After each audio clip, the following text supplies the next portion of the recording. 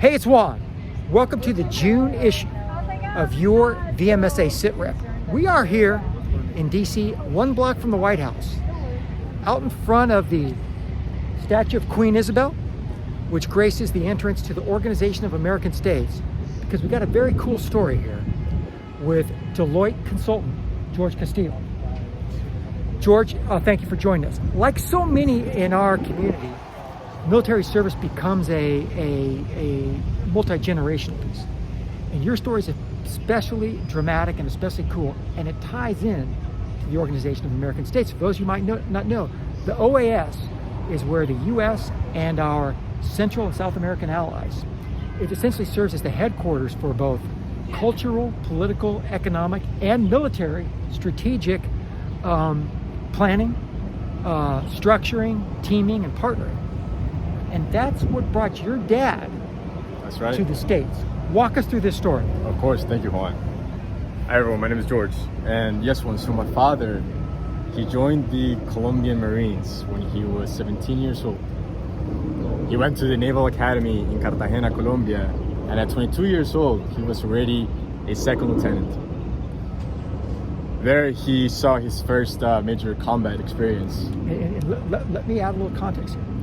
This is, in Colombia, the military is up against fierce, brutal, and overwhelming numbers of narco-terrorists. Correct. So when he deploys like this as a 22-year-old, he's within the nation of Colombia, but he is in the mountains, in the desert, in the jungle. Correct. And this is not, we who've served in our military are used to having all the right gear, all the right training, all the best weaponry. These narco-terrorists are armed to the teeth and overwhelming in their numbers. And your father, as a very young man, is out there in charge, forward on the pointy end of the stick. Tell us about his service. Correct, Juan. Yeah, this goes back to the 1990s when he was just 22 years old, and he was giving a platoon of 30-year soldiers and sent to El Chocó, which is north of Colombia, near the border with Panama. And his task was to take command and control of a village near the border and ensure that these guerrillas and the cartels, would not be able to inflict any more terror on the people and the villagers. He did this by winning their hearts, helping the villagers, building a church, helping the kids at school, gifting them shirts, playing soccer with them, and eventually they gained their support. However, my dad did encounter major combat against Las FARC, this organization of narco-terrorists that essentially wanted to take this village and create routes to smuggle drugs into different parts of the world. My father was able and successfully defeated the enemy, but was grievously wounded at the risk of, and gave up one eye, and also was wounded. He was injured on his back with 5 discs of his vertebrae that were heavily inflicted and damaged. Because of this, my father did win a very prestigious award that no other soldier in the infantry in the Marines in Colombia has ever won it. This is a reward given to the best combatant of the year. Highest individual award. The highest individual award that my dad received in 1993. That to this day, no other soldier in the Marines has won it in Colombia. I've met him, stud. And he recovers, is reassigned to the Navy, the Colombian Navy. And it's in that capacity that he's here in the States when a young George Castillo was born.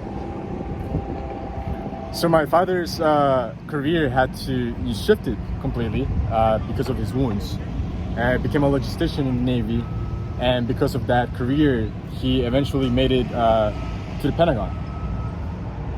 In 2002, he was a liaison for Colombia here at the Pentagon, helping them with different exercises and logistical support for the Colombian Marines and the military as a whole. There I was born, at Walter Reed. We call it Bethesda Naval Hospital, but I know you know it as Walter Reed. Okay. That's incredible. Now, your family eventually, I've met them all. They live in the States. You've got a beautiful family. And it comes time for you to go to school. And I have no doubt that at some level, inspired by your father's heroic service and that legacy, You go to Penn State, you go ROTC. I did, absolutely, Juan. So my father's career definitely shaped, the man that I am today, and it definitely had a lot to do with the decisions that I've made and that have brought me here today. His career was to me an example of the man that I wanted to become. That is why I decided to join the Army. I went to Penn State, graduated 2024, commissioned in the United States Army as a second lieutenant, I'm an engineer officer. I'm also a reservist at our unit stationed here in Virginia. So you're a campus hire, I am. coming to Deloitte, but you're still serving the reserves. I do. You're a first lieutenant now. Now, and I happen to know that your unit, the Expeditionary Transportation Brigade, is about to undertake a serious deployment. And if your life hadn't been challenging enough, I happen to know that your unit CO is an out of control, ultimate demanding, kind of a screamer, a little bit of a maniac. You may know him as our own Derek Roy. Hey, That's right. Derek Roy. Gee, how are you? Deloitte manager, chief of staff, and VMSA leader, is also the CO of the unit that George is in.